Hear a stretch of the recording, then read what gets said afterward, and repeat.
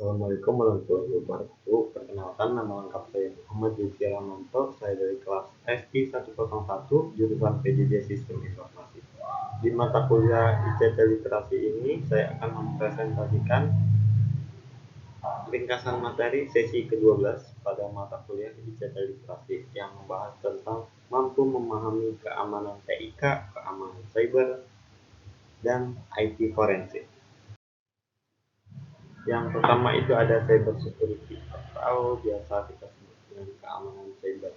Nah, cyber security itu adalah upaya untuk melindungi informasi dan sumber daya telematika dari tindakan cybercrime atau serangan cyber. Nah, ibaratnya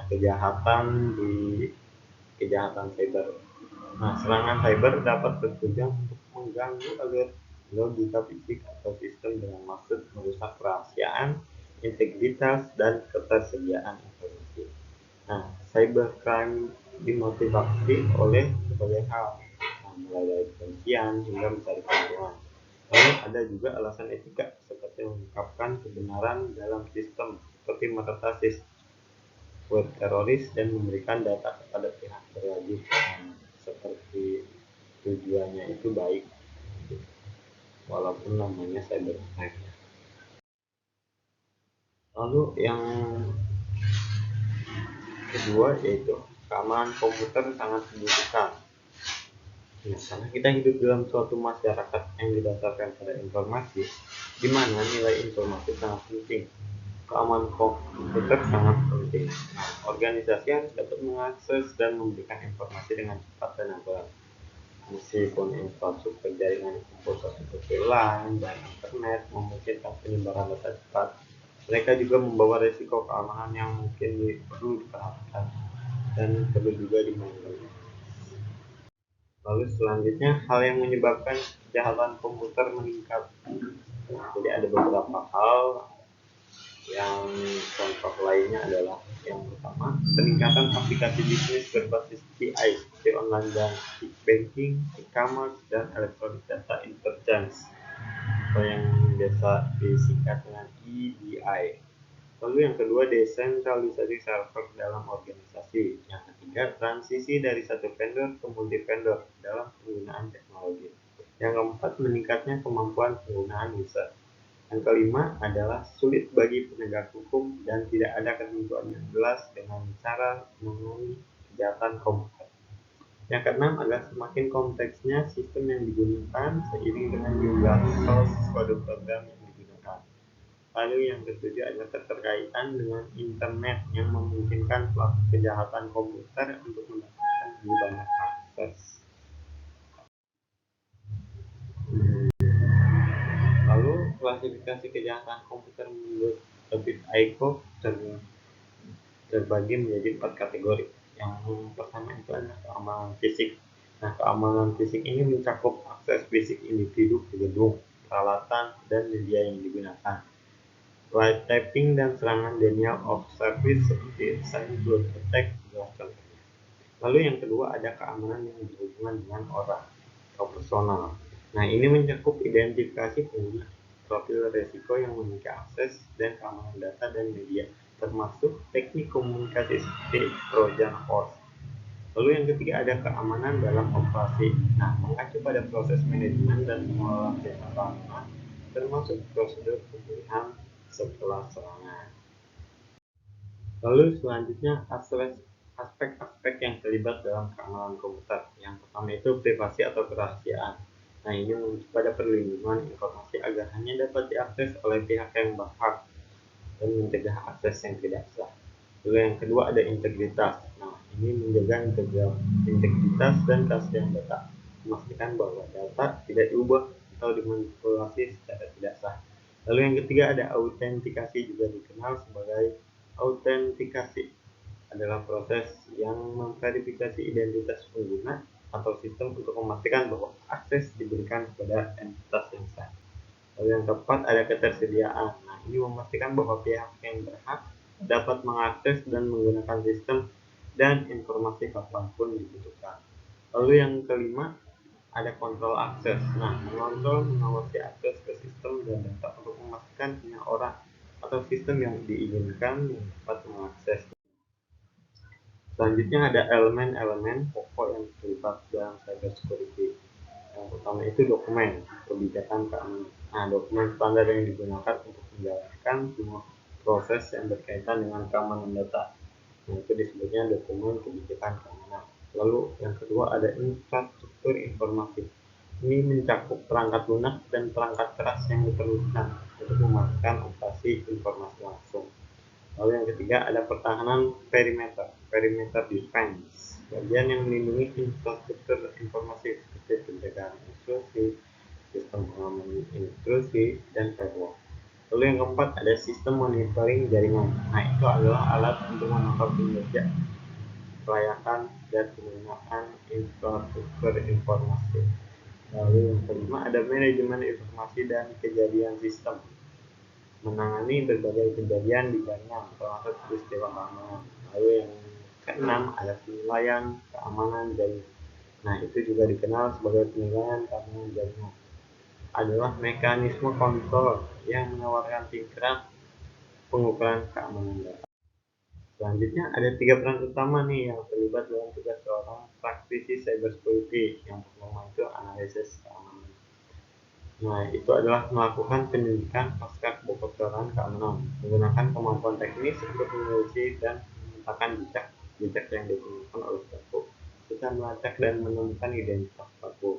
Lalu yang kedua adalah spesial forensik. Itu adalah memetakan potensi ancaman cybercrime, memberikan masukan untuk mitigasi dan menyusul solusi untuk menangani ancaman. Lalu yang ketiga ini ada hacker atau peretas. Dia ini dalam keamanan cyber istilahnya hacker merujuk pada orang yang memiliki kemampuan untuk mengeksplorasi dan menguji keamanan sistem telematika dengan tujuan meningkatkan keamanan melalui pemahaman mendalam seperti potensi risiko. Istilah ini sering disalahartikan sebagai tindakan kriminal. Nah, jadi di zaman sekarang itu kalau kita dengar hacker itu bisa disalahartikan sebagai tindakan kriminal biasanya untuk orang yang tidak mengerti mendalam. Lalu selanjutnya itu keamanan teknologi informasi atau biasa kita singkat sebagai TIK. Nah, keamanan teknologi informasi atau TIK melibatkan aktivitas perlindungan sistem komputer dari sistem yang tidak bertanggung jawab. Ini mencakup pencegahan kerusakan pada hardware, software, atau data elektronik. Kita melibatkan upaya untuk mencegah disrupsi atau misdirection dari layar teknologi informasi. TIK juga dikenal sebagai cyber security atau IT security. Keamanan TIK menjadi semakin penting seiring dengan kompleksitas teknologi seperti Bluetooth, handphone, dan perangkat virtual lainnya yang memanfaatkan platform Internet of Things atau kita singkat dengan IoT. Tantangan dalam keamanan TIK tidak hanya bersifat teknologi, tapi juga mencakup aspek politik atau persoalan kompleks di atas. Selanjutnya itu IT forensik. Nah, IT forensik juga dikenal sebagai digital forensik adalah bidang ilmu komputer yang berfokus pada bukti hukum yang ditemukan di komputer dan media penyimpanan digital. Ini mencakup pengumpulan fakta dan bukti pelanggaran keamanan sistem informasi secara validasinya dengan teknik tertentu. Nah, tujuannya itu adalah mendapatkan fakta objektif dari sistem informasi yang dapat digunakan dalam proses hukum setelah diverifikasi. Nah, IT forensik ini mencakup berbagai keterampilan di bidang teknologi informasi. Salah satunya yaitu hacking dan penggunaan alat bantu hardware maupun software. Tujuan utamanya adalah untuk menjelaskan keadaan artefak digital yang dapat memasuki sistem komputer, media penyimpanan, dokumen elektronik, atau paket-paket yang bergerak melalui jaringan. Nah, forensik IT mencakup beberapa cabang seperti forensik firewall, forensik jaringan, forensik database, dan forensik perangkat mobile. Dalam kasus kejahatan komputer forensik biasanya berkaitan dengan pemeliharaan, identifikasi, pengambilan, penyaringan, dan dokumentasi bukti komputer. Ini melibatkan penyelidikan dan analisis komputer untuk menemukan potensi bukti hukum dari berbagai sumber daya komputer, seperti aplikasi, media, penyimpanan, jalur komunikasi, sistem, dan jaringan. Secara singkat, komputer forensik adalah kombinasi dari pengetahuan hukum dan komputer yang juga disebut digital. Lalu selanjutnya data elektronik dan bukti digital, dokumen, informasi keuangan, email, jadwal pekerjaan, log, dan transkripsi voicemail. Itu adalah semua contoh data elektronik. Nah, bukti digital adalah informasi yang dikumpulkan dalam bentuk digital, baik real maupun abstrak, yang mungkin perlu diproses sebelum menjadi bukti yang nyata. Atau grup kerja ilmiah tentang bukti digital.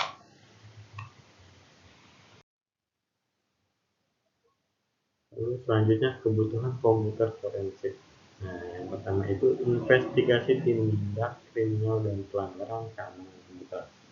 Yang kedua itu adalah rekonstruksi kejadian keamanan komputer. Yang ketiga upaya pemulihan sistem. Yang keempat troubleshooting hardware dan software. Nah, yang kelima ini peningkatan pemahaman sistem atau perangkat digital. Selanjutnya ada cabang IT forensik. Yang pertama itu database forensik. Nah, yaitu mengumpulkan dan menganalisis data atau transaksi dari database untuk merekonstruksi peristiwa yang telah terjadi. Pekerjaan ini lebih mudah dengan sistem database yang memiliki fitur log audit. Yang kedua itu ada network forensik, memeriksa dan memeriksa lalu lintas jaringan untuk menemukan kejanggalan seperti peningkatan paket data yang tidak wajar atau kemungkinan serangan DDoS. Yang ketiga itu forensik perangkat mobile. Nah, ini itu mencakup melacak dan menganalisis komunikasi dan penyimpanan data melalui perangkat mobile, terutama karena semakin banyak orang yang menggunakan smartphone untuk mengatur aktivitas pada smartphone berbasis Android, misalnya history log system dapat digunakan. Lalu yang keempat itu fotografer forensik atau fotografi forensik, yaitu menggunakan analisis vektor untuk membuktikan media seperti video digital berkualitas rendah. Ini penting loh untuk menemukan pemalsuan bukti melalui kesalahan media seperti foto atau video yang dapat dilakukan oleh pelaku untuk menghindari tanggung jawab. Cukup sekian presentasi saya kali ini. Saya terima